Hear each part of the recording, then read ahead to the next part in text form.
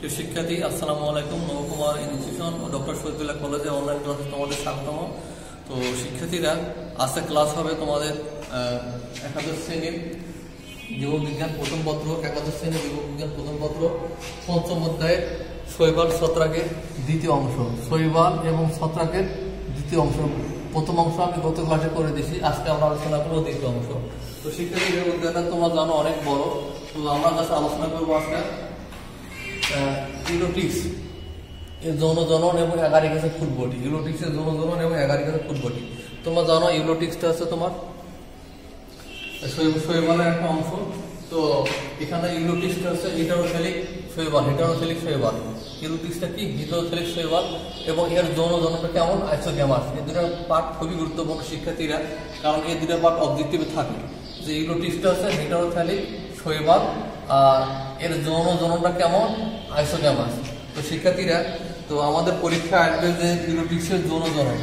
অনেক সময় জাস্ট ফিগারটা আঁকতে হয়, অনেক সময় ফিগার শুধু একটু দেওয়া থাকে, পরীক্ষায় ব্যাখ্যাটা লিখতে হয়। তো শিক্ষার্থীরা, আমরা আগে দেখি ফিগারটা কেমন। তো এটা হচ্ছে এর দুটো পার্ট হচ্ছে আমাদের ইউরোটিক্সের পার্ট। এই দুটো পার্ট হচ্ছে আমাদের ইউরোটিক্সের ইউরোটিক্স শৈবাল। এখান থেকে ভেসিকলের মাধ্যমে গ্যামেট বের হবে। এই পার্ট হচ্ছে গ্যামেটেনজিয়াম। গ্যামেটেনজিয়াম ভেসিকল পার্ট থেকে কি হবে?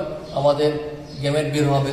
তো শিক্ষার্থীরা, এখানে দেখো এই পার্টটা আমাদের হোল ফাস্ট। তার মানে এই হোল ফাস্ট ছাড়া এরা যে কোনো জায়গায় বিভাজিত হতে পারে। তার মানে হোল ফাস্টে বিভাজিত হবে না। হোল ফাস্ট ছাড়া এখানে গ্যামেটের মধ্যে বিভাজিত হয়ে এখানে কি হবে? ভেসিকলের মধ্য দিয়ে কি হবে? অনেকগুলো গ্যামেট বের হবে। তো কতগুলো গ্যামেট বের হবে শিক্ষার্থীরা? প্রোটোপ্লাস্টে 8 থেকে 64 অপত্য প্রোটোপ্লাস্ট বের হবে। 8 থেকে 64 অপত্য প্রোটোপ্লাস্ট বের হবে। তো এগুলো আবার এখান থেকে আবার কি হবে? একটি গ্যামেট, এবং এই পার্ট থেকে এই অপত্য প্রোটোপ্লাস্ট থেকে এখান থেকে একটি গ্যামেট কি হবে? দূরে আবার কি হবে শিক্ষার্থীরা? মিলিত হবে। তো এখানে আমি আবার বলতেছি, 8 থেকে 64টি প্রোটোপ্লাস্ট এই যে প্রাচীরটা বিদীর্ণ করে বের হবে। এখানেও 8 থেকে 64টি প্রোটোপ্লাস্ট প্রাচীরটা বিদীর্ণ করে বের হবে।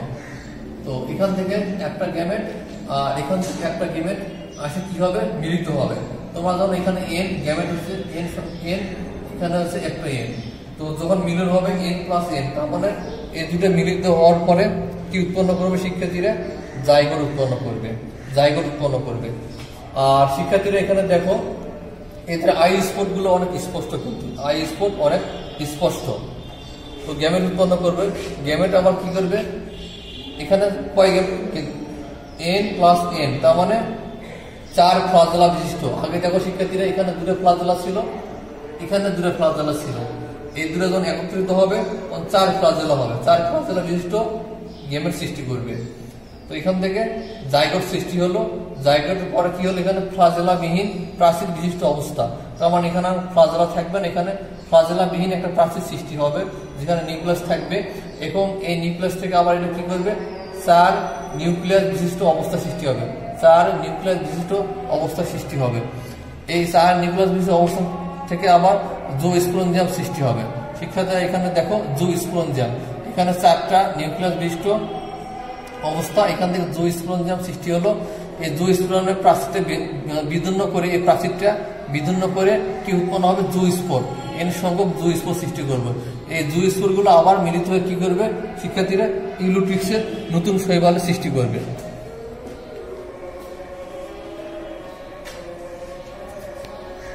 তো শিক্ষার্থীরা, এখানে দেখো তারপর এন, তারপর জুস্পোরেঞ্জিয়ামের প্রাচীরটা ভেদ করে এখানে এন সংখ্যক কি হলো?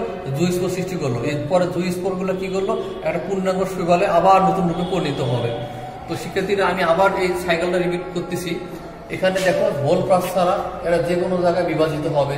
বিভাজিত হয়ে কি করবে? 8 থেকে 64টা অবদ্ধ প্রোটোপ্লাস্ট তৈরি করবে। অবদ্ধ প্লাস্ট তৈরি করবে।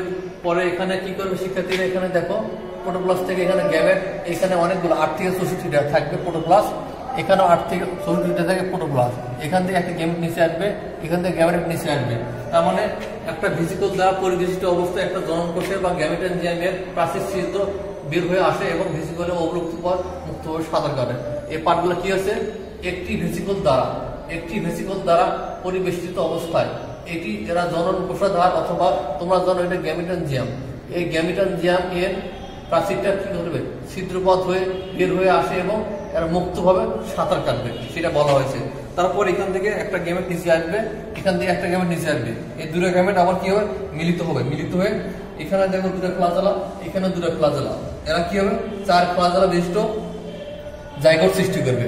পরে এখান থেকে শিক্ষার্থীরা দেখো ফ্লাজেলা বিহীন, এখানে দেখো শিক্ষার্থী এখানে কোনো ফ্লাজেলা নেই, ফ্লাজেলা বিহীন প্রাচীর বিশিষ্ট অবস্থা সৃষ্টি হবে। এখান থেকে 4 নিউক্লিয়াস বিশিষ্ট অবস্থা সৃষ্টি হবে। আর এই 4 নিউক্লিয়াস বিশিষ্ট অবস্থা যখন হবে জোইস্পুরা যাবে, তার আগে আর অনেক বিশ্রাম নিবে, বিশ্রাম নিবে অবস্থায় আর অনেক খাবার সঞ্চয় করবে। তারপরে কি করবে, এরা জোইস্পুরঞ্জিয়াম সৃষ্টি করবে।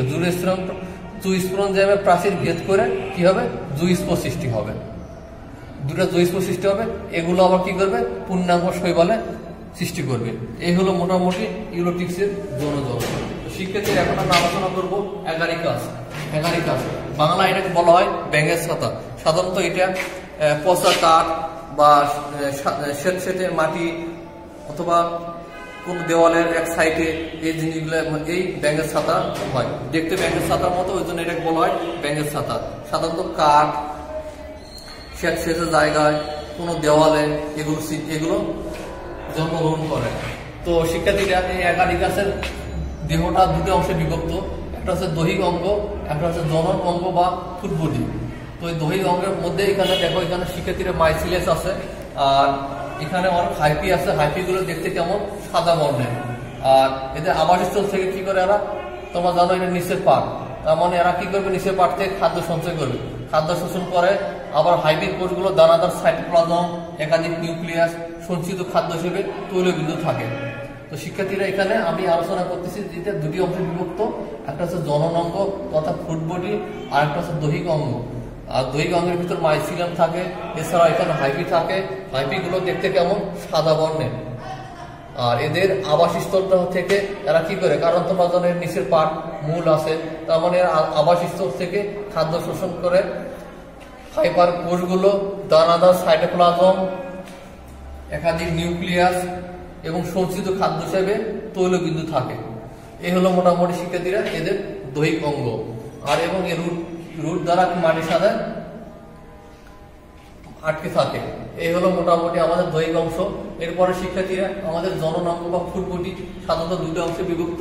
একটা দেখো, একটা দণ্ডাকার অংশ থাকে, এটা বলবো আমরা স্টাইল, আর উপরে যে অংশটা থাকবে এটা বলবো আমরা পাইলাইস। এই স্টাইল এবং পাইলাইস নিয়ে গঠিত। তো শিক্ষার্থীরা এই যে জাস্ট দণ্ডাকার যে অংশ থাকতেছে এটাকে আমরা বলবো স্টাইল, আর ছাতার মতো যে অংশ, ছাতার মতো যে অংশটা থাকতেছে এটাকে আমরা বলবো পাইলিয়াস। তো শিক্ষার্থীরা এখানে দেখো যে এই স্টাইপের উপরে চক্রাকার কি থাকে, অ্যানুলাস থাকে, চক্রাকার অ্যানুলাস থাকে। আর এই পাইলিয়াসের নিচে কি থাকে শিক্ষার্থীরা দেখো, গিলস থাকে, গিল বা ল্যামিলা থাকে, গিল থাকে বা ল্যামিলা থাকে। এই গিলগুলো থেকে কি হয় শিক্ষার্থীরা, একটা গিল একটা যদি আমরা কি করি, সেকশন করে দেখি, তাহলে আমাদের কি কোনো বেসিডিয়াম বা 4টা আঙ্গুলের মতো বেসিডিয় স্পোর সৃষ্টি হয়। তো মোটামুটি এই ছিল শিক্ষার্থীরা অ্যাগারিকাসের ফুটবডি এবং অন্যান্য অংশ। আমি আবার রিপিট করতেছি, অ্যাগারিকাসের অঙ্গ ও দৈহিক গঠন দুটো অংশে বিভক্ত, একটা জনন অঙ্গ তথা ফুটবডি, আর একটা দৈহিক অঙ্গ। দৈহিক অঙ্গের ঠিক মাইসিলিয়াম থাকে, অনেক শাখা পোশাখা থাকে এবং হাইপি থাকে। হাইপিগুলো দেখতে সাদা বর্ণের। এছাড়া এখানে সাইটোপ্লাজম থাকে, একাধিক নিউক্লিয়াস থাকে এবং সঞ্চিত খাদ্য হিসেবে তৈলবিন্দু থাকে। তো শিক্ষার্থীরা এখানে জনন অঙ্গ বা ফুটবডিটা দুটো অংশে বিভক্ত, একটা হচ্ছে তোমাদের স্টাইপ আর একটা পাইলিয়াস। স্টাইপ দণ্ডাকার অংশ থাকে এবং পাইলিয়াসের ছাতার মতো যে অংশটা সেটা বলবো আমরা পাইলিয়াস। এই ছাতার মতো যে অংশটা এটা বলবো আমরা পাইলিয়াস, আর দণ্ডাকার অংশটা বলবো আমরা স্টাইপ। স্টাইপের মাথায় এখানে দেহ শিক্ষার্থীদের চক্রাকারে গোল অংশ থাকে, এটাকে আমরা বলবো অ্যানুলাস। আর অ্যানুলাসের উপরে এবং পাইলিয়াসের নিচে যে পাটটা আমরা দেখতেছি শিক্ষার্থী, এই পাটটাকে আমরা বলবো গিল অথবা ল্যামিলা। আর এই গিলের কোন অংশ আমরা যদি মাইক্রোস্কোপের নিচে দেখি তাহলে আমাদের কি পাবো, আমরা বেসিডিয় স্পোর দেখতে পাবো। কটা বেসিডিয় স্পোর থাকে শিক্ষার্থীরা, 4টা বেসিডিয় স্পোর থাকে। 4টা বেসিডিয় স্পোর থাকে, আঙ্গুলের মধ্যে 4টি বেসিডিয় স্পোর থাকে। এই ছিল মোটামুটি অ্যাগারিকাসের দৈহিক গঠন। তো শিক্ষার্থীরা আজকে যে আমি আলোচনা করলাম ইউলোটিক্সের যৌন জনন এবং অ্যাগারিকাসের যে দৈহিক গঠন, এই দুটো কোশ্চেন খুবই গুরুত্বপূর্ণ, পরীক্ষায় আসায় বারবার কোনো বোর্ডে আসছে, তো তোমরা এটা ভালো করে পড়বে। শিক্ষার্থীরা এখন আমরা আলোচনা করবো লাইকেন। লাইকেনটা কি? শৈবাল এবং ছত্রাক। তোমরা জানো শৈবালও পড়লাম আমরা এবং এটা ছত্রাকের পার্ট, অ্যাগারিকাসটা হচ্ছে ছত্রাকের পার্ট। তার মানে শৈবালও পড়লাম, ছত্রাকও পড়লাম। তারপর শৈবাল এবং ছত্রাক মিলিতভাবে সম্পূর্ণ পৃথক ধরনের এক জাতীয় কি করে উদ্ভিদের সৃষ্টি করবে, এক জাতীয় উদ্ভিদের সৃষ্টি করবে, সেটাকে আমরা বলবো লাইকেন। লাইকেন কি হচ্ছে? শৈবাল এবং ছত্রাক মিলিতভাবে সম্পূর্ণ পৃথক ধরনের এক জাতীয় উদ্ভিদের সৃষ্টি করে, তাকে আমরা বলবো লাইকেন। আর শিক্ষার্থীরা শৈবাল এবং ছত্রাকের গুরুত্ব, তারপরে শৈবাল এবং ছত্রাকের পার্থক্য, লাইকেনের গঠন, শৈবাল এবং ছত্রাকের পারস্পরিক নির্ভরশীলতা, এগুলো শিক্ষার্থীরা তোমরা জানো অল্প সময় ক্লাস নিতে হয় অনলাইনে। তো এই শিক্ষার্থীরা এগুলো তোমাদের বই খুব সুন্দর করে দেওয়া আছে। তোমরা শৈবাল ছত্রাকের পার্থক্য, শৈবাল ছত্রাকের গুরুত্ব, উপকারী দিক, অপকারী দিক এবং লাইকেনের গঠন এবং শৈবাল এবং ছত্রাকের যে পারস্পরিক একটা আরেকটার উপর যে নির্ভরশীল, এগুলো বই থেকে সুন্দরভাবে পড়বে। তো শিক্ষার্থীরা তোমার বাসায় ভালোভাবে থাকবে, পড়াশোনাগুলো বারবার করবে, বারবার প্র্যাকটিস করবে, বারবার খাতায় লিখবে। তোমরা সবাই ভালো থাকবে। আল্লাহ হাফেজ।